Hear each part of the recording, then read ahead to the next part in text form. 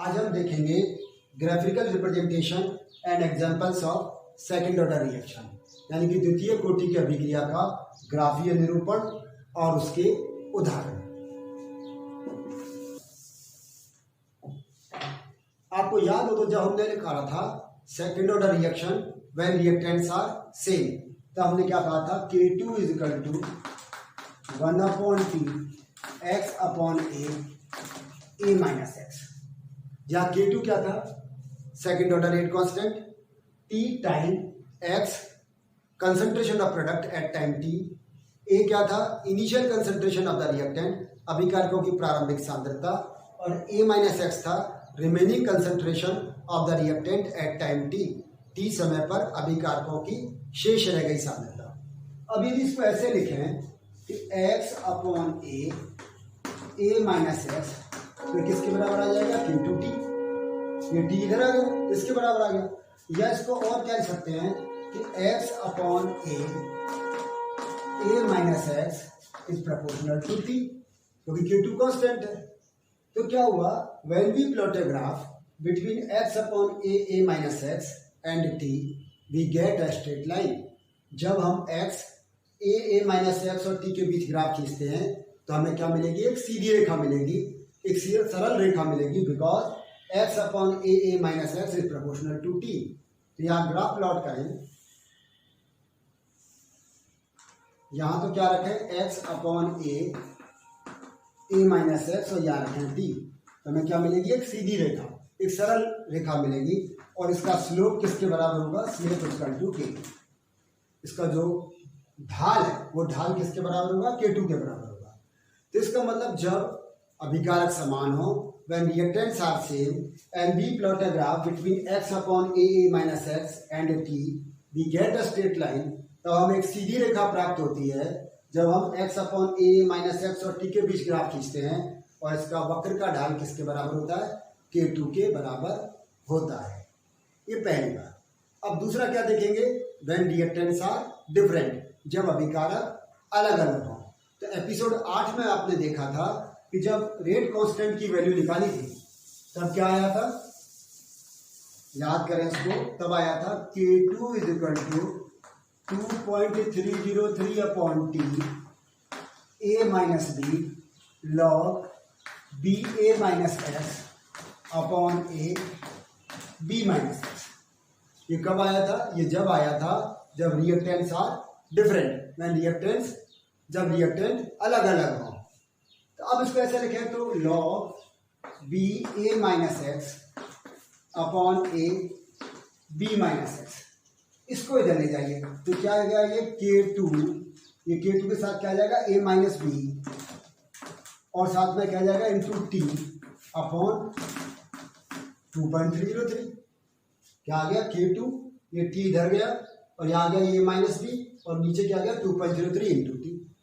अब K2 constant है, A initial concentration of the reactant है, ये भी कांस्टेंट है।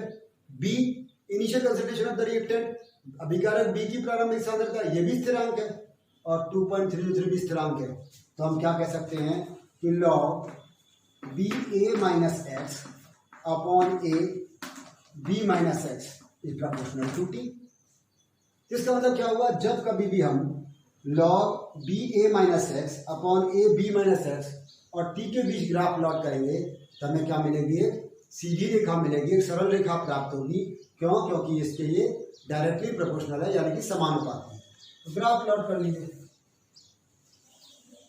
किसके बीच में? Log b a minus x upon a b minus x, और T के बीच ग्राफ प्लॉट करें तो हमें क्या मिलेगी? एक स्ट्रेट लाइन मिलेगी, एक सरल रेखा मिलेगी। और स्लोप किसके बराबर होगा?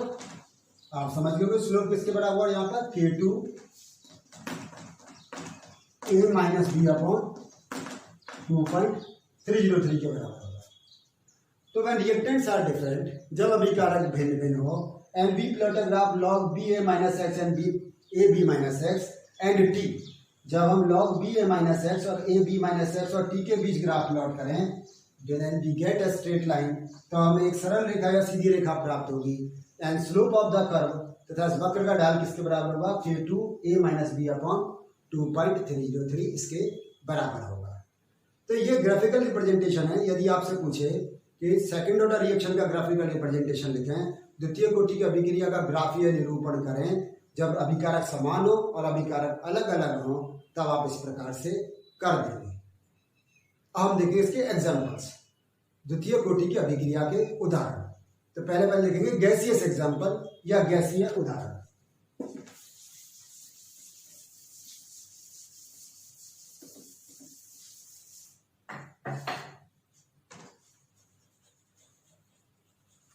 गैसियस एग्जाम्पल, जैसे पहले भी कहा था, मान लीजिए ओजोन है, ओजोन के 2 मोल ऑक्सीजन के 3 मोल में कन्वर्ट हो रहे हैं। ये कैसा एग्जाम्पल है? सेकंड ऑर्डर रिएक्शन का, when reactants are same. Gaseous example है, ओजोन भी गैस है और ऑक्सीजन भी गैस है, सेकंड ऑर्डर का एग्जाम्पल है। और देखें 2N2O converted into 2N2 plus O, nitrous oxide gas, nitrogen gas, oxygen gas. तो ये किसका एग्जाम्पल है? यह भी सेकंड ऑर्डर रिएक्शन का एग्जाम्पल है, द्वितीय कोटि की अभिक्रिया का उदाहरण है, व्हेन रिएक्टेंट्स आर सेम। और कैसा एग्जाम्पल है? गैसियस एग्जाम्पल, गैसीय उदाहरण है। सॉल्यूशन एग्जाम्पल देखते हैं, विलियन उदाहरण।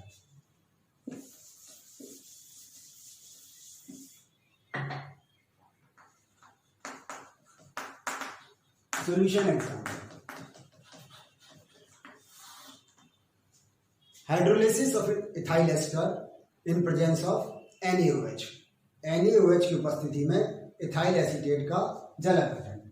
इथाइल एसीटेट का मतलब क्या? CH3COOC2H5 ethyl acetate. किसके? क्षार के द्वारा, सोडियम हाइड्रोक्साइड के द्वारा। तो क्या बनेगा? Sodium acetate plus ethyl alcohol, sodium acetate plus ethyl alcohol. ये लिक्विड है, ये एक्वस, और ये भी एक्वस बनेगा, और ये भी एक्वस। तो ये कैसा एग्जाम्पल हुआ? ये सॉल्यूशन एग्जाम्पल, विलियन उदाहरण है, जहाँ इथाइल एसीटेट का हाइड्रोलाइसिस सोडियम हाइड्रोक्साइड से कराते हैं तो सोडियम एसीटेट और इथाइल अल्कोहल बनता है। ये आप प्रैक्टिकल क्लासेज में भी करते हो। लेकिन यहाँ एक बात ध्यान में रखने की है, वैसे तो ये अलग अलग रिएक्टेंट है, तो फिर फॉर्मूला कौन सा लगना चाहिए? K2 = 2.303/T A - B log B A - X/A B - X। लेकिन ध्यान से सुनो, लेकिन यदि इन दोनों को इक्विमोलर रेशो में लिया जाता है, इन दोनों को सम अणुक मात्रा में लिया जाता है, जैसे मानो इसकी भी M/50 कंसंट्रेशन है, इसकी भी M/50 कंसंट्रेशन है, इसका भी M/100 है, इसका भी M/100 है, तब फॉर्मूला वही लगेगा व्हेन रिएक्टेंट्स आर सेम, यानी K2 = 1/T X/A X। तो यहाँ हमने क्या समझा? यदि दो रिएक्टेंट अलग अलग हैं, जैसे कि यहाँ दिखाई दे रहा है, और दोनों को यदि समान मात्रा में, सम अणुक मात्रा में लिया जाए, सेम मॉलिक्यूलर रेशो में लिया जाए, इक्विमोलर रेशो में लिया जाए, इक्विमोलर रेशो में लिया जाए, तो फॉर्मूला वही लगता है व्हेन रिएक्टेंट्स आर सेम, जब अभिकारक समान होगा। यदि इनकी सांद्रताएं अलग अलग होती तो फिर फॉर्मूला वो लगता जिसमें की सांद्रताएं अलग अलग हो। तो ये कैसा एग्जाम्पल है? ये एग्जाम्पल है सॉल्यूशन एग्जाम्पल। यहाँ हम एक चीज और देखना चाहेंगे जिसकी हमने पहले भी चर्चा की थी। मानो दो रिएक्टेंट में, दोनों रिएक्टेंट अलग अलग है, लेकिन एक को एक्सिस में ले लिया जाए, एक को आधिक्य में ले लिया जाए, तब फिर क्या फर्क पड़ता है, समझने की कोशिश करें।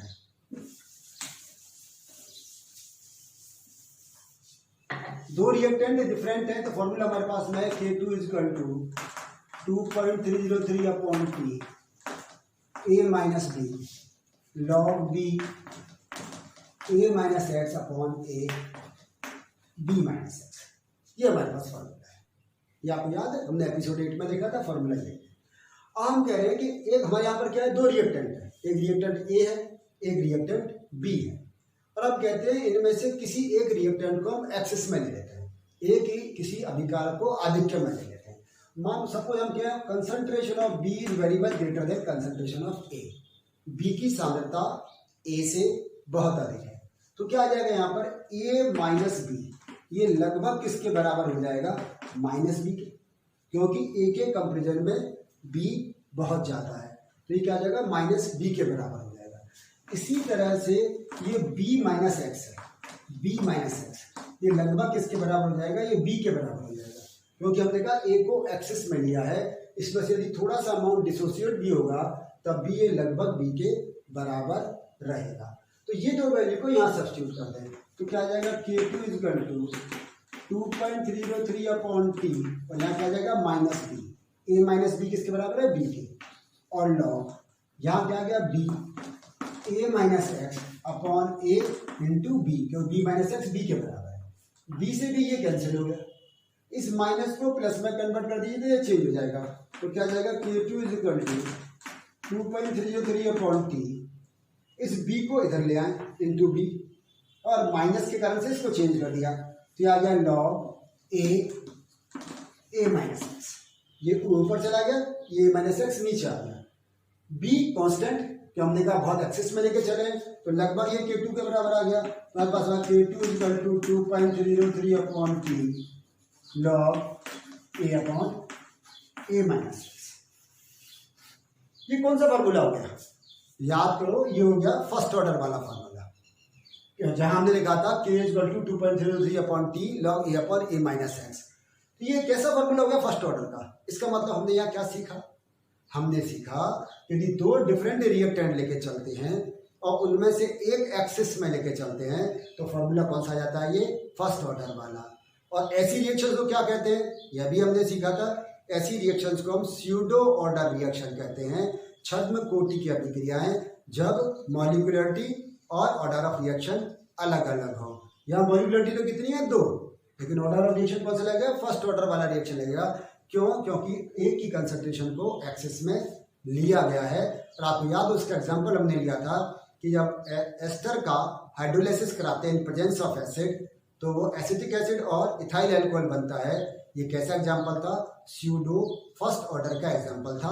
और वहाँ दो रिएक्टेंट होते हुए भी, मॉलिक्यूलरिटी 2 होते हुए भी, दोनों रिएक्टेंट के अलग अलग होते हुए हमने फॉर्मूला कौन सा लगाया था, 2.303 upon t log a upon a minus x, यानी कि फर्स्ट ऑर्डर वाला फॉर्मूला लगाया था।